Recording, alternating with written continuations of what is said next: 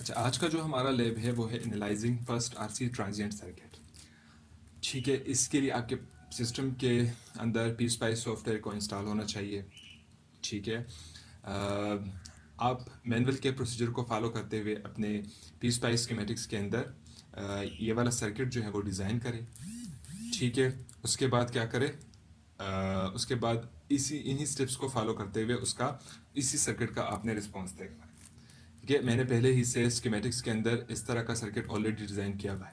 ठीक है, इस सर्किट में आपके पास क्या क्या चीज़ें हैं, आपके पास वोल्टेज सोर्स है जिसकी हमारे पास यहाँ पे वैल्यू 20 वोल्ट है। वो कनेक्टेड है किसके साथ, स्विच के साथ। ये आपके पास स्विच है। ठीक है, इसके अलावा आपके पास रजिस्टर है और कैपेसिटर है। ठीक है, स्विच को अगर आप यूज़ करना चाहते हैं अपने सिस्टम के अंदर, अपने सॉरी स्कीमेटिक्स के अंदर, तो आप गेट न्यू पार्ट पे क्लिक करेंगे। यहाँ पे आप एस लिख लें, डब्ल्यू, और आपके पास SW_T क्लोज जो है वो यहाँ पे आपके पास पार्ट्स में नज़र आ जाएगा। ठीक है, उसको आप अपने सर्किट में प्लेस कर लेंगे।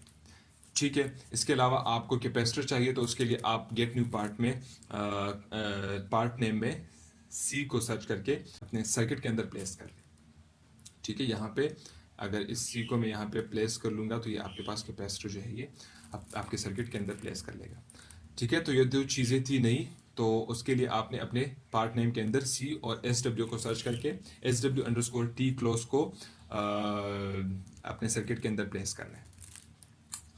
अच्छा, तो ये सारी चीज़ें आपस में कनेक्टेड हैं। जैसे ही आप सर्किट को सिमुलेट करते हैं T=0 हो जाता है और फिर टाइम आपके पास इंक्रीज होता जाता है। ठीक है, तो उस केस में आपके पास क्या हो जाता है, जब आप सर्किट को सिमुलेट करते हैं तो आपके पास यहाँ पे ये कनेक्ट हो जाता है, ये सर्किट कनेक्ट हो जाता है और आपके पास ये सर्किट पूरा कंप्लीट हो जाता है। 20 वोल्ट का वोल्टेज जो है वो इस पूरे सर्किट के अंदर फ्लो कर रहा होता है। यही 20 वोल्ट का वोल्टेज आपके कैपेसिटर के क्रॉस भी फ्लो होता है। ठीक है, तो वो क्या होता है, वो आपके पास उस कैपेसिटर जो है वो आपके पास चार्ज होता जाता है। ठीक है, फाइनली आपके पास एट T=∞, कैपेसिटर पूरे का पूरा चार्ज हो जाता है। उसके अंदर आपके पास जो वोल्टेज होता है वो 20 वोल्ट होता है। ठीक है, अगर आप यहाँ पे देख ले तो यहाँ पे वोल्टेज की वैल्यू है 20 वोल्ट। तो ये 20 वोल्ट इसलिए है क्योंकि कैपेसिटर जो है वो फुली चार्ज हो गया है और इसके अंदर 20 वोल्ट का चार्ज अभी मौजूद है। इसके अलावा अगर आप यहाँ पे देख ले तो आपके पास इस रजिस्टर के ऊपर करंट जो है वो 0 एम्पेयर है। ये क्यों 0 है, क्योंकि यहाँ पे अगर आप देख ले तो यही करंट इस साइड से भी फ्लो कर रहा है और यही करंट इस साइड से भी फ्लो कर रहा है। दोनों साइड पे अगर आप देख लें यहाँ पे 20 है, इस साइड पे -20 है। तो 20 और -20 आपस में कैंसिल हो जाते हैं और यहाँ पे रजिस्टर के ऊपर आपके पास करंट जो है वो 0 एम्पेयर हो जाता है। ठीक है, अच्छा, ये क्या चीज़ है, ये वोल्टेज मार्कर है। इसको हमने यहाँ पे क्यों प्लेस किया है, ताकि हम इस सर्किट का रिस्पॉन्स जो है वो ग्राफिकली देख सकें। ये आप कहाँ से प्लेस कर सकते हैं, यहाँ पे इसका आइकन जो है वो मौजूद है, वोल्टेज मार्कर, वोल्टेज और लेवल मार्कर इसको कहते हैं। यहाँ से आप इसको उठाते हैं और सर्किट में कहीं पे भी आप प्लेस करते हैं। ठीक है, हम इस कैपेसिटर का रिस्पॉन्स देखना चाह रहे हैं इसलिए हमने इसको यहाँ पे प्लेस कर दिया है। ठीक है, इसके अलावा आपने जब इसका रिस्पॉन्स देखना हो ग्राफिकली तो उसके लिए आप सबसे पहले सिमुलेट के साथ बिल्कुल साइड पे जो बटन है सेटअप एनालिसिस का, उस पर जब आप क्लिक करते हैं तो आपके पास ये वाला विंडो ओपन हो जाता है। ठीक है, यहाँ पे आपने क्या करना है, ट्रांजिएंट का जो बॉक्स है, चेक बॉक्स है, इसको चेक करना है और ट्रांजिएंट पे क्लिक करना है। ठीक है, यहाँ पे आपने प्रिंट स्टेप कहाँ से आपने अपना ग्राफ जो है वो स्टार्ट करना है वो देना है। फाइनल टाइम आपके पास क्या होगा, मतलब यहाँ पे आप वो वैल्यूज देते हैं जिसके बीच में आप इस ग्राफ को देखना चाह रहे हैं। तो हम 0 से लेकर ये जो वैल्यू है नैनो सेकेंड्स में, इस तक हम क्या कर रहे हैं, हम अपने सर्किट का ग्राफ जो है वो देखना चाह रहे हैं।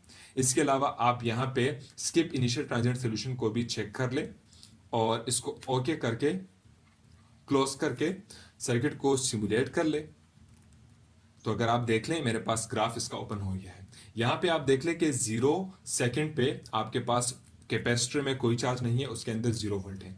जैसे ही टाइम आपके पास गुजर रहा है ग्रेजुअली, यहाँ पे अगर आप देख ले तो एट 0.04 मिली सेकेंड आपके पास 10 वोल्ट का वोल्टेज कैपेसिटर के अंदर आ गया।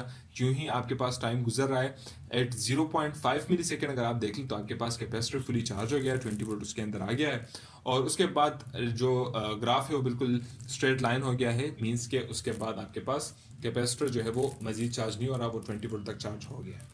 ठीक है, तो उसके बाद आपके पास ग्राफ बिल्कुल लीनियर हो गया। इस रिस्पॉन्स को हम कहते हैं फोर्स रिस्पॉन्स, क्योंकि इस केस में आपके पास वोल्टेज सोर्स भी आपके सर्किट के साथ कनेक्टेड है।